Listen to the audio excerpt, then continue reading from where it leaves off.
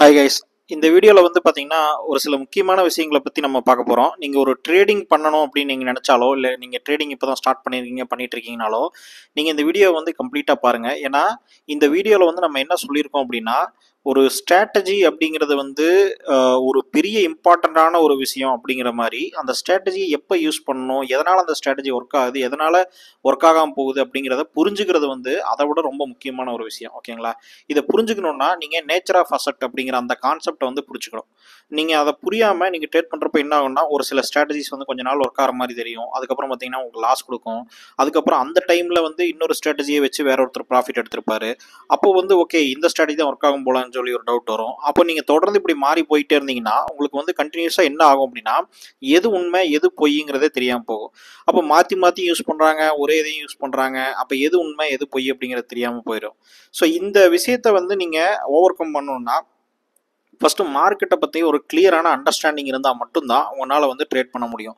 வெறும் ஸ்ட்ராட்டஜியில் ஏபிசிடி இஎஃப்ஜிஎஸ் சொன்னோன்னா அதை அப்படியே நீங்கள் காப்பி பேஸ்ட் பண்ணுறதுனால நீங்கள் ட்ரேடர் ஆயிட முடியும்னா, அது வந்து ஒரு 2GB மெமரி கார்டு செஞ்சிடும். ஓகேங்களா? ஜஸ்ட்டு வந்து நம்மளுடைய ஸ்கூல் சிஸ்டம் ஆகட்டும், இல்லை காலேஜ் சிஸ்டம் ஆகட்டும், எல்லாமே வந்து நமக்கு என்ன சொல்லி கொடுத்துருக்குன்னா, அப்படியே படித்து மனப்பாடம் பண்ணி அதில் எழுதுறது தான் வந்து நிறைய பேர் ஃபாலோ பண்ணியிருப்பீங்க. நிறைய பேர் ஃபாலோ பண்ணியிருக்காங்க. சம் பீப்புள்ஸ் வந்து கொஞ்சம் புரிஞ்சு படிச்சிருக்கலாம். நான் என்ன சொல்கிறேன்னா, ஜென்ரலான பொதுவான கருத்து சொல்கிறேன். ஸோ இந்த மாதிரி பண்ணும்போது என்னென்னா, அதில் வந்து ப்ராசஸிங் இல்லை. ஓகேவா? அதில் வந்து புரிதல் இல்லை. ஜஸ்ட்டு வந்து இங்கே மனப்பாடம் பண்ணி அங்கே எழுதுகிற மாதிரி தான் இருக்கும். ஸோ இதே மாதிரி நீங்கள் மார்க்கெட் அப்ரோச் பண்ணீங்க, ஒரு ஸ்ட்ராட்டஜி வந்து அப்ரோச் பண்ணிங்கன்னா, கண்டிப்பாக உங்களால் வந்து ஒரு லாங் டேர்மாக சஸ்டைனபிளாக நீங்கள் வந்து ட்ரேட் ஆர் இன்வெஸ்ட் வந்து நீங்கள் பண்ண முடியாது. ஸோ இப்போது நேச்சர் ஆஃப் அசெட் அப்படிங்கிறதும் நேச்சர் ஆஃப் இது வந்து புரிஞ்சுக்கிறது மூலமாக இந்த வீடியோவில் நம்ம எல்லாமே பார்த்துட முடியாது. ஆனால் என்னால் முடிஞ்ச அளவுக்கு ஒரு எக்ஸ்ப்ளனேஷன் பண்ணி நான் ஒரு பிளான் வச்சு நான் சொல்லித்தரேன் நான் உங்களுக்கு. ஸோ இது மூலமாக உங்களுக்கு ஒரு அண்டர்ஸ்டாண்டிங் கிடைக்கும். அதுக்கப்புறமா நம்ம இன்னும் இன்டெப்த்தாக போகலாம். ஏன்னா ஒரே வீடியோவில் வந்து நம்ம எல்லாத்தையுமே சொல்லிட முடியாது. அப்படி சொல்கிறது ரொம்ப கஷ்டம். ஸோ இப்போ நீங்கள் வந்து பேசிக்கலாகவே வந்து இப்போ ட்ரேடர் ஆகணும், இல்லை ஸ்டாக் மார்க்கெட்டுக்கு புதுசாக வந்திருக்கீங்க அப்படின்னா, நம்மளுடைய www.investorstamil.com அப்படிங்கிற வெப்சைட்டை செக் பண்ணி பாருங்கள். அதில் வந்து டிஸ்கிரிப்ஷன்லையும் கொடுத்துருக்கேன், கமெண்ட் செக்ஷன்லையும் கொடுத்துருக்கேன். அதில் என்னுடைய கோர்சஸ் எல்லாமே இருக்குது.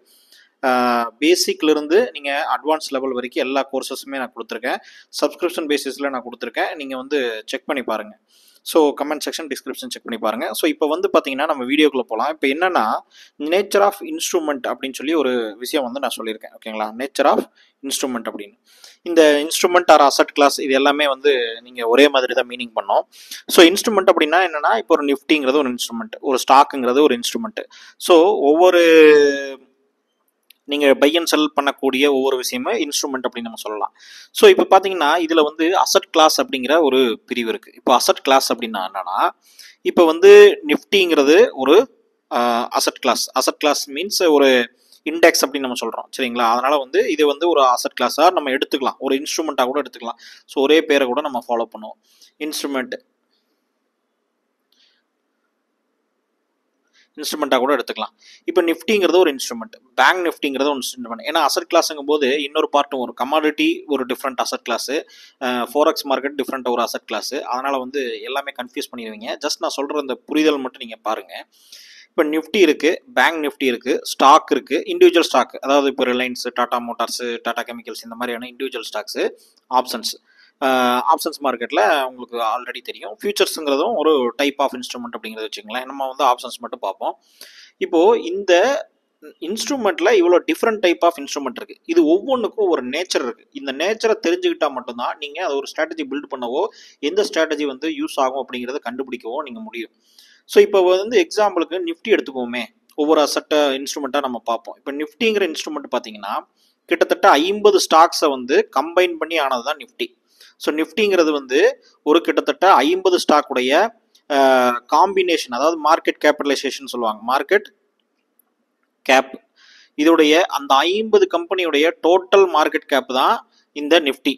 கிட்டத்தட்ட இந்த நிஃப்டிங்கிறது வந்து ஒரு குறியீட்டு எண். இப்போ ஃபார் எக்ஸாம்பிளுக்கு ஒரு ஸ்கூல் போகிறீங்க, அந்த ஸ்கூலில் வந்து ஒரு ஒரு ஒரு கிளாஸில் வந்து இப்போ ஒரு 50 ஸ்டூடெண்ட் படிக்கிறாங்கன்னு வச்சுக்கோங்க. அந்த 50 ஸ்டூடெண்ட்டுடைய ஆவரேஜ் மார்க் எவ்வளோ அப்படின்னு சொல்லி அந்த கிளாஸுக்குன்னு ஒரு ஆவரேஜ் மார்க் போடுவாங்க. எதுக்காக அப்படின்னா, அந்த கிளாஸையும் இன்னொரு கிளாஸையும் கம்பேர் பண்ணும்போது ஒரு கிளாஸ் வந்து எபோவ் ஆவரேஜ், அதாவது அந்த கிளாஸை கம்பேர் பண்ணும்போது ஒரு ஆவரேஜ் மார்க் வந்து நல்லா எடுத்திருந்தாங்க அப்படின்னா அங்கே இருக்கிற டீச்சர்ஸு அவங்களோட மேனேஜ்மெண்ட்டுக்கு வந்து என்ன பண்ணுவாங்க, ஒரு அப்ரிசியேஷன் கொடுப்பாங்க.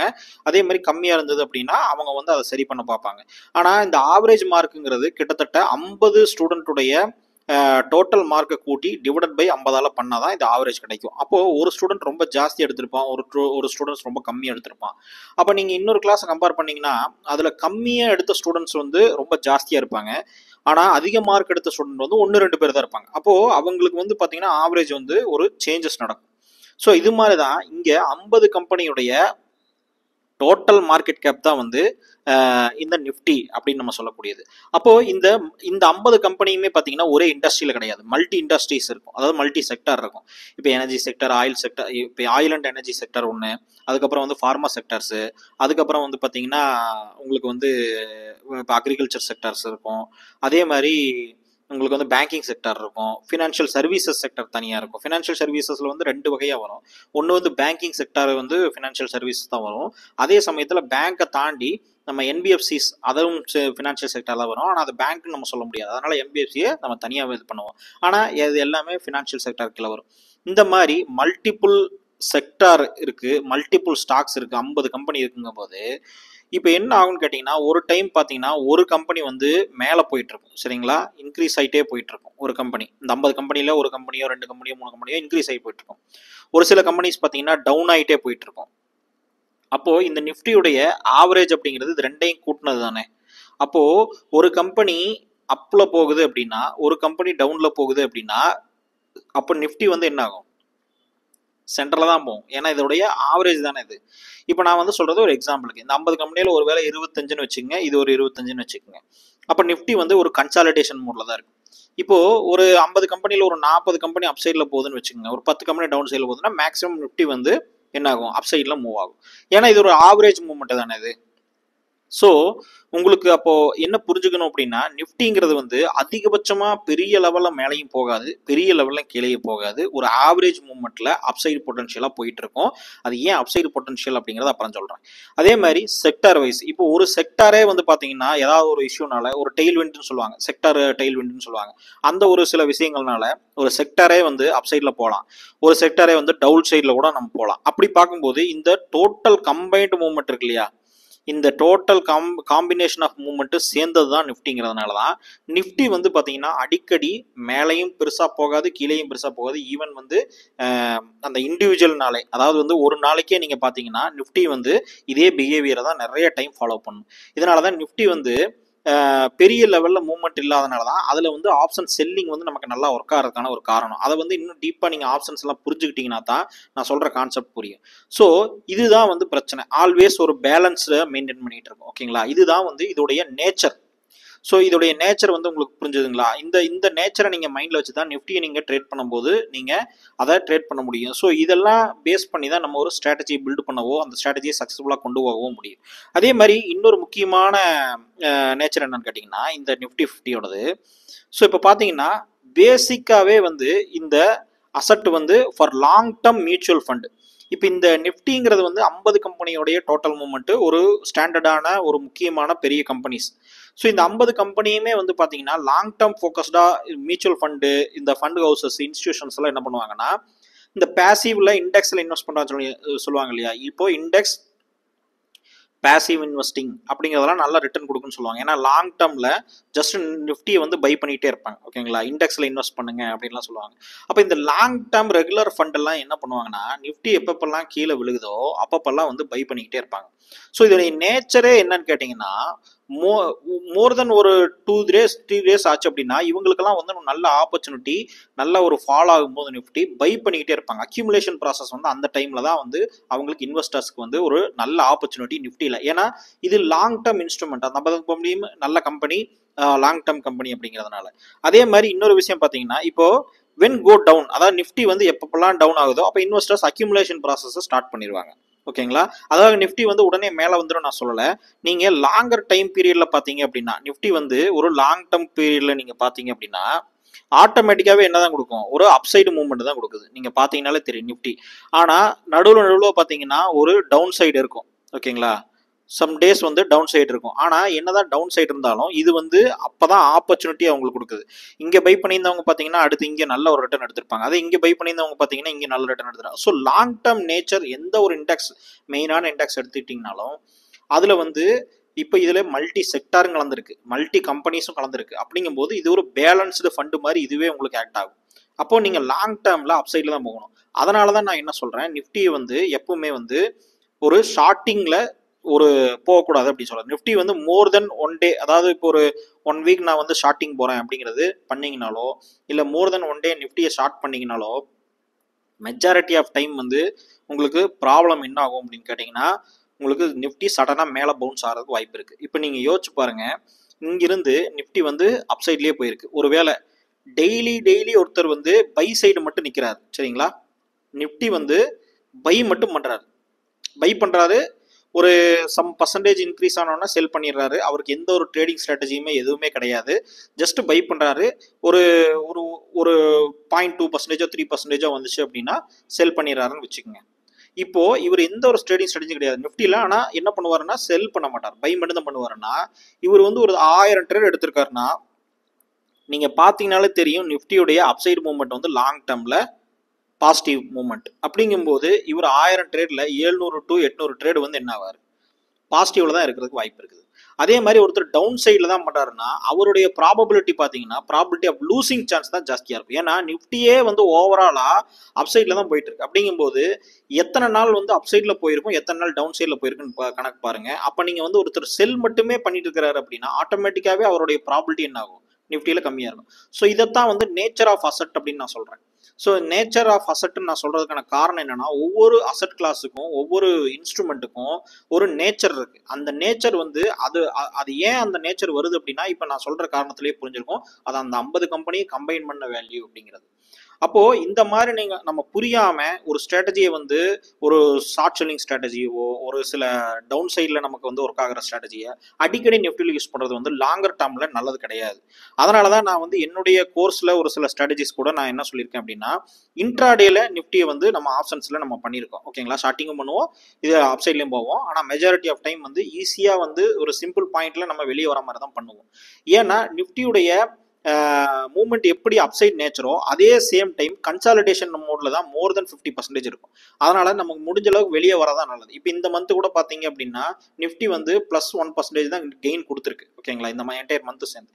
அப்போ இந்த மாதிரி நேச்சரை புரிஞ்சுக்காம நம்ம ட்ரேடிங் பண்ணும்போது நம்மளால வந்து லாங் டேர்ம்ல பண்ண முடியாது. அதனாலதான் வந்து மார்க்கெட்டை அண்டர்ஸ்டாண்ட் பண்ணுங்கன்னு சொல்றேன். மார்க்கெட்டை அண்டர்ஸ்டாண்ட் பண்ணீங்கன்னா அதுக்கப்புறம் தான் நீங்க ஸ்ட்ராட்டஜியவே அண்டர்ஸ்டாண்ட் பண்ண முடியும். எடுத்தோடனே வந்து நான் ஒரு ஸ்ட்ராட்டஜி எனக்கு சொல்லிக் கொடுங்க, அந்த ஸ்ட்ராட்டஜி நான் பண்றேன் அப்படின்னு சொன்னீங்கன்னா நீங்க வந்து புரிதல் எல்லாம் பண்றீங்கன்னு அர்த்தம். அது கொஞ்ச நாள்ல வந்து உங்களுக்கு நீங்களே கன்ஃபியூஸ் ஆகி நீங்களே லாஸ் பண்ணிக்குவீங்க. ஸோ இதுதான் வந்து ரொம்ப முக்கியமான விஷயம்.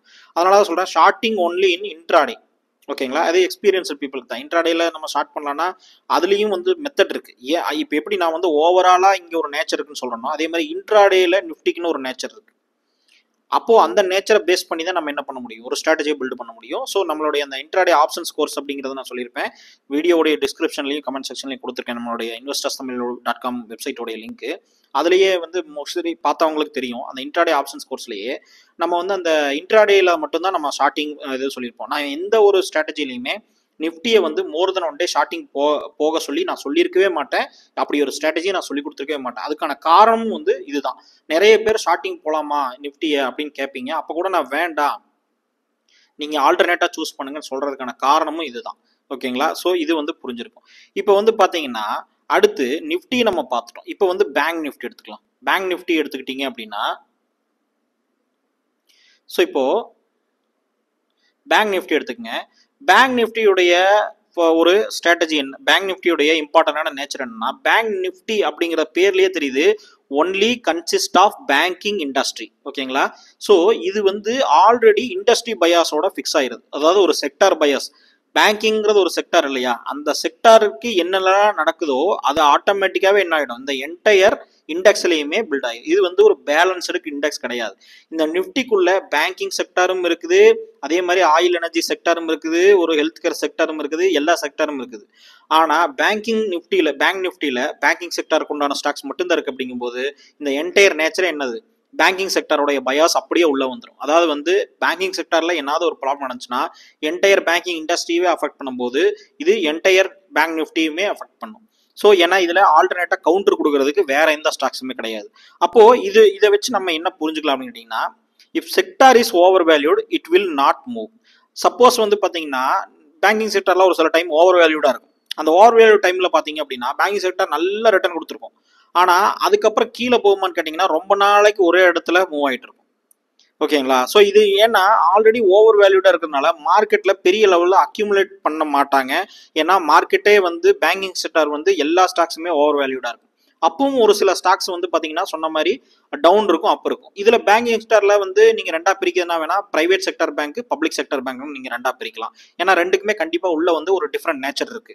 ஏன்னா பப்ளிக் செக்டர் பேங்க் ஒரு மாதிரி வந்து ஆப்ரேஷன்ஸ் மேனேஜ் பண்ணுவாங்க, அவங்களுடைய நேச்சர் ரிட்டர்ன் எல்லாமே ஒரு மாதிரி இருக்கும் மேனேஜ்மெண்ட் எல்லாம். ஆனா பிரைவேட் செக்டர் பேங்க் ஒரு மாதிரி இருக்கும். அப்படிங்கும்போது அதை வேணா நீங்க பிரிக்கலாம். ஆனா ஓவரால் பேங்கிங் செக்டர் எல்லாமே ஒரு டைட் ரெகுலேஷனுக்குள்ள வரதுனால நீங்க வந்து பாத்தீங்கன்னா இந்த நேச்சர் வந்து அது கண்டிப்பா அஃபெக்ட் ஆகும். ஸோ இதனால என்ன நடக்கும் அப்படின்னா செக்டார் பாசிட்டிவ் நியூஸ் வந்தது அப்படின்னா இந்த பேங்கிங் செக்டார் பயங்கரமா மூவ் ஆகும். இப்போ இதுவே நிஃப்டிக்குள்ள இருக்கக்கூடிய ஒரு ஸ்டாக்ல ஒரு பாசிட்டிவ் நியூஸ் வருதுன்னு வச்சுங்க, அது பயங்கரமா மூவ் ஆனாலும் அது நிஃப்டியை தூக்கிட்டு போகுமா அப்படின்னு கேட்டீங்கன்னா கிடையாது. அதுக்கு மற்ற ஸ்டாக்கும் சப்போர்ட் பண்ணணும். மற்ற எல்லா ஸ்டாக்குமே பயங்கரமா டவுன் ஆகிட்டு இருக்கு, அந்த ஒரு ஸ்டாக் மட்டும் பயங்கரமா இம்ப்ரூவ் ஆயிடுனா வேஸ்ட், நிஃப்டி வந்து இம்ப்ரூவ் ஆகாது. ஓகேங்களா? ஒரு ரொம்ப மினிமல் இம்பாக்ட் தான் இருக்கும். ஸோ இதுதான் வந்து விஷயம். அப்போ பேங்கிங் செக்டர் வந்து நம்ம எப்போ பண்ணலாம், என்ன மாதிரி பண்ணலாம்னா ஒரு ஹை மூவ்மெண்ட் கொடுக்கும் இந்த மாதிரியான பாசிட்டிவ் நியூஸ் வரும்போது. அப்போ பேங்கிங் செக்டர் வந்து நார்மலாகவே ஒரு செக்டர் அப்படிங்கிறதே ஒரு ஸ்டாக் மாதிரி ஆயிடுது இல்லையா? அப்போ கவுண்டர் பேலன்ஸ் கொடுக்குறதுக்கு அங்கே எதுவுமே இல்லாதனால அப்போ ஆட்டோமேட்டிக்காக வந்து பார்த்தீங்கன்னா இதோடைய மூவ்மெண்ட் ஹையாக இருக்கும். அதனால தான் பேங்க் நிஃப்டியில் ப்ராஃபிட் வந்து ஜாஸ்தியாக கிடைக்கிறது ஆப்ஷன்ஸில் ட்ரேட் பண்ணும்போது. ஸோ இந்த பேங்க் நிஃப்டி நீங்கள் சூஸ் பண்ணீங்கன்னா நீங்கள் வந்து அதோடைய நேச்சருக்கு தகுந்த மாதிரி அதோடைய மூவ்மெண்ட்டுக்கு தகுந்த மாதிரி தான் நம்ம ஸ்ட்ராட்டஜியை சூஸ் பண்ணணும், ஸ்ட்ராட்டஜியை பில்டு பண்ணணும். ஸோ இது வந்து ரொம்ப முக்கியம். ஸோ இப்போ அடுத்தது பார்த்தீங்க அப்படின்னா நம்ம வந்து ஸ்டாக் எடுத்துக்கலாம். இண்டிவிஜுவல் ஸ்டாக் அப்படிங்கிறது கண்டிப்பாக வந்து பார்த்தீங்கன்னா இந்த செக்டார் இண்டெக்ஸ் தான் நம்ம இப்போ பார்த்தோம். ஆனால் இண்டிவிஜுவல் ஸ்டாக்ங்கிறது ஒரு இண்டிவிஜுவல் கம்பெனி. இப்போ ஃபார் எக்ஸாம்பிளுக்கு ஒரு நெஸ்ட்லேவோ இல்லை இந்துஸ்தான் யூனிலிவரோ ஐடிசியோ இதெல்லாம் எடுத்துட்டிங்கன்னா அந்த கம்பெனியோடைய இண்டிவிஜுவல் பிஸ்னஸ் என்ன, அவங்களுடைய ரெவன்யூ என்ன, அவங்களுடைய ஃபியூச்சர் ப்ராஸ்பெக்ட் என்ன அப்படிங்கிறத பொறுத்து தான் அந்த கம்பெனி வந்து உடைய growth அண்ட் வேல்யூஷன் இருக்கும். ஸோ இப்போ இந்த மாதிரி நம்ம டைம்ல பார்க்கும்போது நீங்க என்டையர் மார்க்கெட்டே கிராஷ் ஆகும்போது கூட, இஃப் ஆல் மார்க்கெட் கிராஷ்னா கூட எல்லா ஸ்டாக்குமே டவுன் ஆகிறதுக்கு வாய்ப்பு இருக்கு. ஆனா பாத்தீங்கன்னா ஒரு கம்பெனி வந்து எல்லாத்தையும் விட டாப் லெவல் ரிட்டர்ன் கொடுத்துட்டு போயிட்டு இருக்கும். நீங்க வேணா பாருங்க, ஒரு பியர் மார்க்கெட்ல கூட ஒரு புல் மார்க்கெட் இருக்கும், அதாவது புல் கம்பெனிஸ் இருக்கும். காரணம் என்ன அப்படின்னா நீங்க வந்து அந்த இண்டிவிஜுவல் பிசினஸ் உடைய நேச்சர் என்னவோ அதை தான் அது ஃபாலோ பண்ணும். ஸோ அதனால இண்டிவிஜுவல் கம்பெனியை வந்து நம்ம எப்பவுமே வந்து மார்க்கெட்டோடைய ஒரு பெஞ்ச் மார்க்காக நம்ம கம்பேர் பண்ணிக்கலாமே தவிர, நிஃப்டியோட கம்பேர் பண்ணுவாங்க, அப்படி பண்ணலாமே தவிர, ஆனால் அப்படி பண்ணுறதே கூட ஒரு மிஸ்டேக்னு தான் நான் சொல்கிறேன். ஏன்னா இண்டிவிஜுவல் கம்பெனியை வந்து நீங்கள் ஒரு செக்டாரோட கம்பேர் பண்ணும்போது உங்களுக்கு வந்து எப்பவுமே இண்டிவிஜுவல் கம்பெனியோட கை ஓங்கி தான் நிற்கும், அதாவது ஒரு நல்ல கம்பெனியாக இருந்தாலே. ஸோ அதனால தான் வந்து என்ன சொல்கிறேன் அப்படின்னா நீங்கள் இண்டிவிஜுவல் ஸ்டாக்ஸை செலக்ட் பண்ணும்போதும் சரி, அதில் ட்ரேட் பண்ணும்போதும் சரி, அதில் நீங்கள் ஆப்ரேட் பண்ணும்போதும் உங்களுக்கு டிஃப்ரெண்ட் லெவல் ஆஃப் திங்கிங் வேணும், டிஃப்ரெண்ட் டைமென்ஷன் வேணும். இப்போ ஃபார் எக்ஸாம்பிள் நிஃப்டி வந்து ஒரு மாசத்துல எங்கேயாவது 30% ரிட்டர்ன் கொடுத்து பார்த்துருக்கீங்களா? நிஃப்டி ஒரு வருஷத்துல ஒரு 100% ரிட்டர்ன் கொடுத்து பார்த்துருக்கீங்களா? நிஃப்டி அந்த அளவுக்குலாம் இன்க்ரீஸ் ஆகவே ஆகாது. ஏன்னா அப்படி இன்க்ரீஸ் ஆனா கிட்டத்தட்ட அந்த நிஃப்டியில் இருக்கிற 50 கம்பெனியுமே என்ன ஆகணும், அந்த அளவுக்கு ரிட்டர்ன் போகணும். அது பாசிபிலிட்டி ரொம்ப ரொம்ப கம்மி. எனக்கு தெரிஞ்சு நான் பார்த்ததுல உங்களுக்கு பார்த்ததுதான் சொல்லுங்க. அப்போ என்ன ஆகும்னு கேட்டீங்கன்னா, இதுவே இண்டிவிஜுவல் ஸ்டாக் எடுத்துட்டீங்கன்னா 50% ரிட்டர்னு, 100% ரிட்டர்னு, 200% ரிட்டர்ன்லாம் ஆல்வேஸ் பாசிபிள். அதனால தான் வந்து இண்டிவிஜுவல் கம்பெனியில் நம்ம மல்டி பேக்கர் பண்ண முடியும். ஓகேங்களா? மல்டி பேக்கர்ஸ் வந்து அதாவது 100 ரூபா இன்வெஸ்ட் பண்ணால் அது 1000 ரூபாயா மாறுறதோ, 500 ரூபாயா மாறுறதோ, 2000 ரூபாயா மாறுறதோ பாசிபிள் வந்து இண்டிவிஜுவல் கம்பெனி ஸ்டாக்ல இன்வெஸ்ட் பண்ணும்போது தான். இப்போ ஃபார் எக்ஸாம்பிளுக்கு நீங்கள் இண்டிவிஜுவல் கம்பெனி எடுத்துக்கிட்டீங்கன்னு வச்சுக்கோங்களேன். ஒரு எக்ஸாம்பிளுக்கு ஃபார்மா செக்டரே நீங்கள் எடுத்துக்கிட்டீங்கன்னா, ஃபார்மா செக்டருடைய நேச்சர் என்னன்னா நீங்கள் எந்த ஒரு இன்வெஸ்டர் எடுத்துட்டீங்கனாலும் கடைசியாக வந்து மார்க்கெட்டே டவுனு, எந்த கம்பெனியுமே அனலைஸ் பண்ண முடியல அப்படின்னா கடைசியில் அவங்க தஞ்சம் அடைகிறது வந்து பார்த்தீங்கன்னா ஃபார்மாசூட்டிக்கல் செக்டர் தான். ஏன்னா health care sector, pharmaceutical sector அப்படிங்கிறது வந்து என்றைக்குமே தேவையான ஒன்று. நம்ம வந்து ஒரு நேச்சரை வந்து என்னென்னு பார்க்கணும். ஒரு மனுஷனுடைய நேச்சர் வந்து என்னென்னா, நீங்கள் வந்து என்னதான் பண்ணாலும், என்னதான் காசை சேர்த்து வச்சாலும், உங்கள் உடம்புக்கோ இல்லை ஒரு உடம்பு சரியில்லாமல் போச்சுனாலோ, உங்களுடைய ஃபேமிலிக்கு ஏதாவது ஒரு ஹெல்த் இஷ்யூ அப்படின்னாலோ கண்டிப்பாக நீங்கள் கடன் வாங்கியாவது செலவு பண்ணுவீங்க அப்படிங்கிறதான் அதோடைய நேச்சர். அப்போது நம்ம உயிரோட இருந்ததுக்கு அப்புறமா தான் மீதி எல்லா ஆஸ்பிரேஷனல் திங்ஸுமே வந்து ஒர்க் ஆகுமே தவிர நீங்கள் ஒரு காரு வாங்குறதோ வீடு வாங்குறதோ எல்லாமே நம்மளுடைய உயிருக்கு அடுத்த விஷயம்தான். அதனாலயே வந்து பார்த்தீங்கன்னா நம்மளுடைய பாப்புலேஷனும் சரி இந்தியாவில் எல்லாருமே வந்து பார்த்தீங்கன்னா டாக்டர்ஸ், அதாவது இந்த ஃபார்மாசூட்டிக்கல் செக்டரு, ஹெல்த் கேர் செக்டருங்கிறதே வந்து பார்த்தீங்கன்னா எப்பவுமே வந்து டிமாண்ட் இருக்கிறது, எப்பவுமே டிமாண்ட் இருக்கும். ஆனால் ரொம்ப பயங்கரமாகவும் இன்க்ரீஸ் ஆகாது, டிக்ரீஸும் ஆகாது, ஒரே கான்ஸ்டன்ட்டாக. இதுதான் வந்து டிஃபென்சிவ் செக்டார் அப்படின்னு நம்ம சொல்லுவோம். சைக்கிளிக்கல் செக்டாருங்கிறது இப்போ ஒரு லக்ஸரி கார் இருக்குன்னு வச்சுக்கோங்க, மார்க்கெட் நல்லா இருக்கு, அதாவது வந்து மார்க்கெட் மீன்ஸ் நான் சொல்றது நாட்டுடைய ஹோல் எக்கானமி நல்லா இருக்கு, அவங்க வந்து நல்லா பர்ஃபார்ம் பண்றாங்க, நல்லா இன்ட்ரெஸ்ட் ரேட் எல்லாம் ரொம்ப கம்மியா இருக்கு, எக்கானமி ஒரு பூம் சைக்கிள் இருக்கு அப்படிங்கும் போது நிறைய கம்பெனிஸ் ரன் ஆவாங்க, அந்த நிறைய சம்பளம் கிடைக்கும், நிறைய போட்டி போட்டு சம்பளம் கொடுப்பாங்க, நிறைய பேர் நிறைய ஸ்பெண்ட் பண்ணுவாங்க. அப்போ வந்து என்னன்னா இந்த லக்ஸரி கார்ஸ், லக்ஸரியான திங்ஸ், ப்ரீமியமான திங்ஸ் இதெல்லாம் வந்து பை பண்ணுவாங்க. ஆனா நீங்க வந்து பாத்தீங்கன்னா மார்க்கெட் வந்து ஒரு எக்கானமி டவுன் ஆகிற இந்த டைம்ல பாத்தீங்கன்னா உங்களால வந்து இந்த லக்ஸரியோ இதெல்லாம் வந்து நிறைய பேர் அஃபோர்ட் பண்ண முடியாது, அதை பற்றி யோசிக்க மாட்டாங்க, சர்வைவலை பற்றி யோசிப்பாங்க. அப்போவுமே வந்து ஒரு இண்டஸ்ட்ரீஸ் இருக்குது அப்படின்னு கேட்டிங்கன்னா இந்த ஃபார்மசூட்டிக்கல் செக்டார்ஸு, நம்ம மற்ற பேசிக் நெசரி திங்ஸ். இதுக்கு வந்து நீங்கள் கொரோனா ஒரு எக்ஸாம்பிள். கொரோனாவில் எந்தெந்த கம்பெனிஸ் எல்லாம் வந்து எந்த பிரச்சனையும் இல்லாமல் ஒரு ரிட்டர்ன் கொடுத்துட்டு போயிட்டே இருந்ததோ அதெல்லாம் வந்து ஃபார்மசூட்டிக்கல் செக்டார்ஸ் இந்த மாதிரி தான். ஏன்னா இதெல்லாம் வந்து பார்த்தீங்கன்னா சைக்கிளிக்கல் இண்டஸ்ட்ரி கிடையாது, ஓகேங்களா. அதாவது மார்க்கெட்டு நல்லா இருந்தது, எக்கானமி நல்லா இருந்ததுன்னா பூம் ஆகிறதும், எக்கானமி டவுன் ஆச்சுன்னா கீழே போகிறதும் கிடையாது, ஒரே கான்ஸ்டன்ட்டாக இம்ப்ரூவ் ஆகிட்டே இருக்கும். அதனால தான் வந்து கடைசியில் எந்த ஸ்டாக்கையுமே அனலைஸ் பண்ண முடியல உங்களால் அப்படின்னா நீங்கள் ஃபார்மசூட்டிக்கல் செக்டார்லேயே இன்வெஸ்ட் பண்ணிடுங்க. லாங் டேர்மில் வந்து பார்த்தீங்கன்னா உங்களுக்கு ஒரு நல்ல ரிட்டர்ன் கிடைக்கும். அதாவது வந்து ரொம்ப ஒரு ரிஸ்க் ஓரியன்டாக இருந்தீங்க, எனக்கு வந்து ரிஸ்க்கே வேண்டாம், ரொம்ப கம்மியாக தான் ரிஸ்க் எடுப்பேன் அப்படின்னா நீங்கள் வந்து ஃபார்மாசூட்டிக்கல் செக்டார்லேயே நீங்கள் இன்வெஸ்ட் பண்ணலாம். ஹெல்த் கேர் செக்டார்லேயே மொத்தமாக செக்டாரில் இன்வெஸ்ட் பண்ணணும், இண்டிவிஜுவல் கம்பெனி கூட செலக்ட் பண்ணாதீங்க, செக்டார்லேயே டோட்டலாக இன்வெஸ்ட் பண்ணிடுங்க. ஸோ அந்த மாதிரி ஃபண்ட் எதாவது இருந்தால் சூஸ் பண்ணிக்கலாம், இல்லைனா அந்த மாதிரி ஒரு 5 கம்பெனி டாப் கம்பெனியை பார்த்து நீங்கள் பை பண்ணிக்கலாம். ஸோ அது வந்து ஒரு ரொம்ப சேஃபான ஒரு பிளேஸ். ஸோ இதுதான் வந்து இதோடைய நேச்சர், புரியுதுங்களா. ஸோ இந்த இண்டிவிஜுவல் கம்பெனிக்கு எவ்வளோ நேச்சர், இதெல்லாம் பொறுத்து தான் நம்ம வந்து அங்கே எவ்வளோ ரிட்டர்ன் கிடைக்கும், எவ்வளோ வந்து ரிஸ்க் இருக்கும் அப்படிங்கிறத பொறுத்தா நம்ம ஒரு ஸ்ட்ராட்டஜியை வந்து டிசைன் பண்ணுவோம். அதே மாதிரி பார்த்தீங்கன்னா இப்போ அடுத்த பார்ட் இதில் நிறைய விஷயங்கள் இருக்குது, நான் எல்லாத்தையுமே ஒரு வீடியோவில் சொல்ல முடியாதுங்கிறதுனால நான் முடிஞ்ச அளவுக்கு ஒரு ஆர்கனைஸ்டாக நான் முடிஞ்ச அளவுக்கு பிளான் பண்ணி சொல்கிறேன். இந்த மாதிரி டைப்பில் உங்களுக்கு எக்ஸ்பிளைன் பண்ணுறது வந்து ஈஸியாக இருந்தது அப்படின்னா நீங்கள் கமெண்ட் பண்ணுங்கள், நான் முடிஞ்ச அளவுக்கு இந்த மாதிரி வந்து ஒரு எக்ஸ்ப்ளனேஷன் கொடுக்க பார்க்குறேன். ஏன்னா இதுக்கு நான் வேறு எந்த மாதிரி எக்ஸ்ப்ளனேஷன் கொடுக்கணும்னு எனக்கே தெரியல, அதனால் வந்து இந்த மாதிரி நான் பிளான் பண்ணேன். இப்போது ஆப்ஷன்ஸ்க்கு வருவோம். ஆப்ஷன்ஸில் பார்த்தீங்கன்னா நிறைய விஷயங்கள் நான் சொல்ல வேண்டியது இருக்குது. என்னுடைய பழைய வீடியோஸ் எல்லாம் போய் பாருங்கள், ஆப்ஷன்ஸில் பேசிக்லேருந்து நிறைய போட்டிருக்கேன். அதே மாதிரி ஆப்ஷன்ஸ் பேசிக்ஸே உங்களுக்கு தெரியலன்னா என்னுடைய investorsthamil.comல வந்து ஃப்ரீ கோர்ஸே ஒன்று கொடுத்துருக்கேன், ஆப்ஷன்ஸ் பேசிக்ஸு ஃப்ரீ கோர்ஸ் கொடுத்துருக்கேன். அதை பார்த்தீங்கனாலே உங்களுக்கு வந்து தெளிவாக வந்து உங்களுக்கு புரிஞ்சிடும் ஆப்ஷன்ஸ் வந்து என்ன அப்படிங்கிறத அந்த ஃப்ரீ கோர்ஸ்லேயே உங்களுக்கு புரிஞ்சிடும். ஸோ வெப்சைட்டை செக் பண்ணி பாருங்கள், டிஸ்கிரிப்ஷன்லையும் கொடுத்துருக்கேன், கமெண்ட் செக்ஷன்லையும் கொடுத்துருக்கேன். இப்போது இந்த ஆப்ஷன்ஸில் வந்து நான் குறிப்பிட்ட சில ஒரு எக்ஸாம்பிள் மட்டும் சொல்கிறேன். இப்போ ஆப்ஷன் அப்படிங்கிறது வந்து அசட் கிடையாது. ஆப்ஷன் அப்படிங்கிறதே வந்து என்னென்னா நீங்கள் ஒரு அசட் நிஃப்டியோ ஸ்டாக்கையோ நீங்கள் பை பண்ணுறதுக்கும் செல் பண்ணுறதுக்கு உண்டான ஒரு மெத்தடாலஜி. நீங்கள் வந்து டைரெக்டாகவும் பை பண்ணலாம், செல் பண்ணலாம். ஆனால் நீங்கள் வந்து ஆப்ஷன்ஸில் பண்ணும்போது என்ன சொல்கிறீங்க அப்படின்னா நீங்கள் ஒரு கான்ட்ராக்ட் ஒப்பந்தம் போடுறீங்க, ஓகேங்களா. நான் இந்த ப்ரைஸில் நான் பை பண்ணுறேன், அதாவது அதுதான் ஸ்ட்ரைக் ப்ரைஸ் அப்படின்னு சொல்லுவோம்.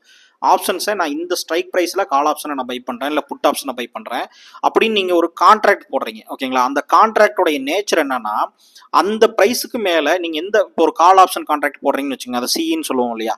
இப்போது கால் ஆப்ஷன் கான்ட்ராக்ட் நீங்கள் ஒரு நிஃப்டியில் வந்து ஒரு 25,000க்கு கால் ஆப்ஷன் கான்ட்ராக்ட் போடுறீங்கன்னா 25,000 அப்படிங்கிற கால் ஆப்ஷன் கான்ட்ராக்டை நீங்கள் பை பண்ணியிருக்கீங்கனாலே இந்த கான்ட்ராக்ட்னா என்ன, இந்த ஒப்பந்தம் என்ன போட்டிருக்கீங்கன்னா 25,000 ரூபாய்க்கு மேலே நிஃப்டி போச்சு அப்படின்னா நான் வாங்கிக்கிறேன் அப்படின்னு. அப்போ 25,000க்கு மேலே நிஃப்டி போச்சுன்னா நீங்கள் 25,000த்தில் நீங்கள் என்ன ப்ரீமியம் கொடுத்து வாங்கினீங்களோ அதே ப்ரைஸ்லேயே உங்களுக்கு கிடைக்கணும். அப்போ அதுக்கு மேலே போகிற எல்லாமே உங்களுடைய ப்ராஃபிட், ஓகேங்களா. இது வந்து ஸ்டாக் ஆப்ஷனை வச்சு நான் எக்ஸ்பிளைன் பண்ணணும், உங்களுக்கு கிளியராக தெரியும். இது நிறைய 1 மணி நேரம் வீடியோலாம் நான் போட்டிருக்கேன் ஆப்ஷன்ஸை எக்ஸ்பிளைன் பண்ணுறது. இதில் நான் வந்து இன்னொரு வீடியோ கூட நான் போடுறேன். இது வந்து நான் சிம்பிளாக வந்து உங்களுக்கு என்ன சொல்கிறேன்னா ஸ்டாக் ஆப்ஷன் ஒன்று இருக்குது, இண்டெக்ஸ் ஆப்ஷன் ஒன்று இருக்குது. ஸ்டாக்ஸ் ஆப்ஷன் அப்படிங்கிறது வந்து ஒரு ஸ்டாக்குடைய இண்டிவிஜுவலாக இப்போ ரிலையன்ஸுக்கு கூட ஆப்ஷன் இருக்குது. அந்த ரிலையன்ஸில் நீங்கள் போய் அதோடைய ஸ்ட்ரைக் ப்ரைஸை சூஸ் பண்ணி நீங்கள் பை பண்ணிக்கலாம், செல் பண்ணிக்கலாம் ஆப்ஷன்ஸ் கான்ட்ராக்ட். அது வந்து ஸ்டாக் இண்டிவிஜுவலுக்கு ஸ்டாக் ஆப்ஷன் சொல்லுவோம். இண்டெக்ஸ் ஆப்ஷன் அப்படிங்கிறது வந்து contract for buying Nifty and bank Nifty எல்லாம் இண்டெக்ஸ் இல்லையா, அதனால இது இண்டெக்ஸ் ஆப்ஷன்ஸ் சொல்லுவோம். ஸோ ஆப்ஷன்ஸ் அப்படிங்கிற நேச்சரே உங்களுக்கு வந்து கிளியராக தெரியுது. அது வந்து ஒரு ஒப்பந்தம். அந்த ஒப்பந்தம் வந்து நீங்கள் ஒரு ப்ரீமியம் ப்ரைஸ் கொடுத்து தான் நீங்கள் அந்த ஒப்பந்தத்தை போடுறீங்க. அதுதான் அந்த ஆப்ஷன்ஸுடைய ப்ரீமியம் சொல்கிறோம். 50 ரூபா கால் ஆப்ஷன், 50 ரூபா கால் ஆப்ஷன் 20 ரூபான்னு இல்லைங்களா? ஸோ அதெல்லாம் வந்து ஒரு ப்ரீமியம் நீங்கள் கொடுக்குறீங்கன்னு அர்த்தம் அந்த ஒப்பந்தம் போடுறதுக்கு. அந்த ஒப்பந்தத்தில் என்ன சொல்லியிருக்கோ அது நடக்கும்போது நீங்கள் என்ன ஒப்பந்தம் போட்டிருக்கீங்களோ அது மார்க்கெட் அதே மாதிரி நடக்கும்போது உங்களுக்கு வந்து அந்த ஒப்பந்தத்துடைய ப்ரீமியம் வேல்யூ ஜாஸ்தியாகும். அதாவது வந்து ஏன்னா நீங்கள் அந்த போட்ட ஒப்பந்தத்துடைய நேச்சரே அதுதான். அதை பற்றி நான் டீட்டெயில்டாக வந்து ஒரு எக்ஸ்ப்ளனேஷன் கொடுக்குறேன். ஜென்ரலாக சிம்பிளாக வந்து பார்த்தீங்கன்னா ஆப்ஷன்ஸில் மார்க்கெட்டில் நீங்கள் ஒரு 25,000 கால் ஆப்ஷன் வாங்கினீங்கன்னா மார்க்கெட் 25,000க்கு மேலே போச்சுன்னா உங்களுக்கு ப்ராஃபிட் வரும். இதுதான் வந்து சிம்பிள் நீங்கள் புரிஞ்சுக்கிறது. ஆனால் இது ஏன் வருது, எதுக்கு வருது, எப்படி இந்த இது கான்ட்ராக்ட் ஒர்க் ஆகுது அப்படிங்கிறதெல்லாம் நான் இன்னொரு டீட்டெயில்டு எக்ஸ்ப்ளனேஷன் கொடுக்குறேன். ஆல்ரெடி கொடுத்துருக்கேன், நீங்கள் செக் பண்ணி பாருங்கள். ஸோ இப்போ வந்து என்னன்னா இந்த மாதிரி ஒரு கான்ட்ராக்ட் போடும்போதே உங்களுக்கு தெரியும். அப்போது மார்க்கெட்டு வந்து அப் ஆனாலும் டவுன் ஆனாலும் இந்த கான்ட்ராக்டுடைய வாலட்டிலிட்டி வந்து ரொம்ப ஜாஸ்தியாக இருக்கும். அப்போ மார்க்கெட் வந்து ஓரளவுக்கு மூவ் ஆகுது இல்லை மூவ் ஆகிடும் பாசிட்டிவா அப்படிங்கிறது தெரிஞ்சாலே என்ன பண்ணிடும், கான்ட்ராக்டுடைய ப்ரீமியம் வந்து சடனாக ஜாஸ்தி ஆயிரும். ஓகேங்களா? இப்போ ஃபார் எக்ஸாம்பிளுக்கு நான் என்ன சொல்றேன்னா, இப்போ நீங்க ஒரு ரியல் எஸ்டேட் வாங்குறீங்கன்னு வச்சுக்கோங்க. அந்த ரியல் எஸ்டேட்ல பக்கத்துல ஒரு ரோடு வர போகுது, கவர்மெண்ட் வந்து ஒரு ரோடு வந்து போட போகுது அப்படின்னு வச்சுக்கோங்க. ஆனா அது வந்து ரோடு இல்லை, இப்போதைக்கு அந்த ரோடு இல்லை. ஆனா ரோடு இருக்கிறதுக்காக ஒரு கவர்மெண்ட் வந்து அந்த இடத்த வாங்கியிருக்காங்க அப்படின்னு வச்சுக்கோங்க. இந்த ரியல் எஸ்டேட்ல இந்த பீஸ் வந்து ரோடு இல்லாதப்போ உங்களுக்கு வந்து ஒரு ரேட் இருக்கும், கரெக்டுங்களா? ரோடு இல்லாதப்ப ரேட் இருக்கும். நீங்கள் என்ன சொல்கிறீங்க, என்னால் இந்த இடத்த ஃபுல்லாக காசு கொடுத்து வாங்க முடியாது, நான் வந்து இப்போதைக்கு கொஞ்சம் கொஞ்சமாக காசு கொடுத்து நான் வாங்கிக்கிறேன் அப்படின்னு சொல்லி நீங்கள் வந்து ஒரு 10 லட்ச ரூபா இடம்னு வச்சுக்கோங்க, 10 lakhs இடம், சரிங்களா? நீங்கள் வந்து ஒரு 5 லட்சத்தை பணமாக கட்டி நீங்கள் வந்து ஒரு ஒப்பந்தம் போட்டுக்கிறீங்க, நான் ஒரு 2-3 வருஷத்தில் இந்த இடத்த வாங்கிக்கிறேன் அப்படின்னு சொல்லி. சரி, ஓகே அப்படின்னு சொல்லி இந்த இடத்த நீங்கள் வாங்குறதுக்கு நீங்கள் ஃபிக்ஸ் பண்ண ப்ரைஸ் எவ்வளோ, அக்ரி பண்ண ப்ரைஸ், கான்ட்ராக்ட் போட்ட ப்ரைஸ் எவ்வளோ, 10 லட்சம். ஸோ 5 லட்ச ரூபா நீங்கள் வந்து கொடுத்துட்டு இந்த 10 லட்ச ரூபா இடங்கிறத ஃபிக்ஸ் பண்ணிட்டீங்க. 10 லட்ச ரூபா நான் கொடுத்து உங்ககிட்ட வாங்கிக்கிறேன், எனக்கு வந்து ஒரு 3 வருஷம் டைம் வேணும் அப்படின்னு சொல்லி ஒரு அக்ரிமெண்ட்டை போட்டுறீங்க. ப்ரைஸ் வந்து 10 லட்ச ரூபா, 3 வருஷம் கழிச்சு இன்னொரு 5 லட்ச ரூபா நான் கொடுப்பேன்னு சொல்லி. இப்போ என்ன ஆகுதுன்னு கேட்டிங்கன்னா, அடுத்த ஒரு நீங்கள் ஒப்பந்தம் போட்டு 1 வருஷம் 2 வருஷம் கழிச்சு திடீர்னு ஒரு ரோடு வருது. ஓகேங்களா? ரோடு வந்து அந்த கவர்மெண்ட் சொன்ன மாதிரியே அந்த இடத்துல வந்து ரோடு போட ஆரம்பிச்சிட்டாங்க. ஒரு நியூஸும் வந்துருச்சு. ஓகேங்களா? ஓகே, போட்டாங்க, அளக்குறாங்க, இடத்த அளக்குறாங்க அப்படிங்கிறது கன்ஃபார்ம் ஆயிடுச்சு. அப்படிங்கும்போது இந்த இடத்துக்கான டிமாண்ட் வந்து என்ன ஆகும், இன்க்ரீஸ் ஆயிரும். நிறைய பேர் வந்து இந்த இடத்த கேட்க ஆரம்பிச்சிருவாங்க. அப்போ நீங்க வந்து 10 லட்ச ரூபா நீங்க அக்ரிமெண்ட் போட்டாச்சு. ஓகேங்களா? ஆனால் அன்னைக்கு வந்து இவரும் வந்து ஒத்துக்கிட்டாச்சு 10 லட்ச ரூபாய்க்கு நான் கொடுத்துட்றேன்னு சொல்லி. ஆனா இன்னைக்கு வந்து அந்த இடம் வந்து 30 லட்சத்துக்கு கேட்பாங்க, அதாவது 1 வருஷத்துலயே. அப்பவே நீங்க என்னாச்சு, உங்களுக்கு வந்து 10 லட்ச ரூபாய்க்கு நீங்க அக்ரிமெண்ட் போட்டீங்க. ஓகேவா? அப்போ 20 லட்சம் உங்களுக்கு அந்த செகண்ட்லயே என்ன ஆயிடுது, ப்ராஃபிட். நீங்க வாங்க போறது 10 லட்சம் தான். ஏன்னா நீங்க அக்ரி பண்ண பிரைஸ், அவரு பையர் செல்லரும் நீங்க அக்ரி பண்ணி கான்ட்ராக்ட் போட்ட பிரைஸ் 10 லட்சம். அதை 3 வருஷம் கழிச்சு கொடுக்குறேன்னு சொல்றீங்க, அதையும் கான்ட்ராக்ட் போட்டீங்க. ஆனா இப்பவே ஒருத்தர் 30 லட்சத்துக்கு கேட்கறாரு அப்படின்னா ஆட்டோமேட்டிக்காவே உங்களுக்கு என்ன ஆகுது, 20 லட்சம் லாபம். அப்போ இது வந்து ஒரு சடன் இம்பாக்ட் நடக்கும். ஸோ இந்த சடன் இம்பாக்ட் தான் வந்து பார்த்தீங்கன்னா இந்த ஆப்ஷன்ஸுடைய வாலட்டிலிட்டி வந்து நடக்குது. இதனால தான் ப்ரீமியம் சடனாக ஹை ஆகுது. அதே சமயத்தில் வந்து இந்த தீட்டா டிகே அப்படிங்கிறதும் எப்படி நடக்குது, அதுக்கு என்ன லாஜிக் அப்படிங்கிறதெல்லாம் வந்து நான் இன்னொரு வீடியோவில் நான் சொல்கிறேன். ஏன்னா ஒரே வீடியோவில் எல்லாத்தையும் சொன்னோம் அப்படின்னா நமக்கு புரியாது. அதில் இந்த ஆப்ஷன்ஸ்க்குள்ள இது வந்து ஒரு பேசிக் அண்டர்ஸ்டாண்டிங். இதுக்குள்ள நிறைய நேச்சர்ஸ் இருக்கு. ஓகேங்களா? ஆப்ஷன்ஸ்னா எப்படி ஒர்க் ஆகும், ஏன் இது மாதிரி இருக்கு அப்படிங்கிறது, அதை வச்சு தான் நம்ம ஸ்ட்ராட்டஜி பில்ட் பண்ண முடியும், ஸ்ட்ராட்டஜி ரன் பண்ண முடியும். அதே மாதிரி மார்க்கெட் கண்டிஷன்ஸ்னு இருக்கு. மார்க்கெட் கண்டிஷன்ஸ் என்னென்ன மார்க்கெட் கண்டிஷன்ஸ் இருக்கு அப்படின்னா, ஒரு புல் மார்க்கெட் கண்டிஷன் இருக்கலாம், pier market condition, consultation market condition. இந்த 3 மார்க்கெட்டுக்குமே வந்து ஒரே ஸ்ட்ராட்டஜி ஒர்க் ஆகாது. ஓகேங்களா? ஒவ்வொரு டைமுக்கும் ஒவ்வொரு மாதிரி ஸ்ட்ராட்டஜியை நம்ம ஒவ்வொரு மார்க்கெட் கண்டிஷனுக்கு தகுந்த மாதிரி நம்ம வைக்கணும். அப்படி இல்லாமல் ஒரே ஸ்ட்ராட்டஜி நம்ம பண்ண முடியுமா அப்படிங்கன்னா பண்ண முடியும். ஆனால் நீங்கள் அதில் வரக்கூடிய அந்த லாஸிங் ஸ்ட்ரீக்னு இருக்கும், கொஞ்ச நாள் லாஸ் ஆகும் அந்த ஸ்ட்ராட்டஜி. அதை நீங்கள் அக்செப்ட் பண்ணணும். ஏன்னா அது எப்போ நீங்கள் உங்களுக்கு அக்செப்ட் பண்ணணும் தெரியும்னா, இந்த நேச்சர் என்னங்கிறது தெரிஞ்சு அந்த ஸ்ட்ராட்டஜியுடைய அண்டர்ஸ்டாண்டிங் உங்களுக்கு இருந்துன்னா தானே அதை சொல்ல முடியும். இல்லைன்னா அந்த ஸ்ட்ராட்டஜி சக்ஸஸாக ஃபெயிலியரா அப்படிங்கிற மாதிரி தான் நீங்கள் யோசிப்பீங்க. ஸோ அதனால தான் இந்த அண்டர்ஸ்டாண்டிங் வந்து உங்களுக்கு எக்ஸ்பிளைன் பண்ணுறேன். ஸோ நெக்ஸ்ட் வீடியோவில் நம்ம பார்ப்போம். ஸோ நம்மளோட இன்வெஸ்டர்ஸ் தமிழ் வெப்சைட்டில் வந்து பார்த்தீங்கன்னா கம்ப்ளீட்டாக என்னுடைய கோர்சஸ் எல்லாம் கொடுத்துருக்கேன், செக் பண்ணி பாருங்கள்.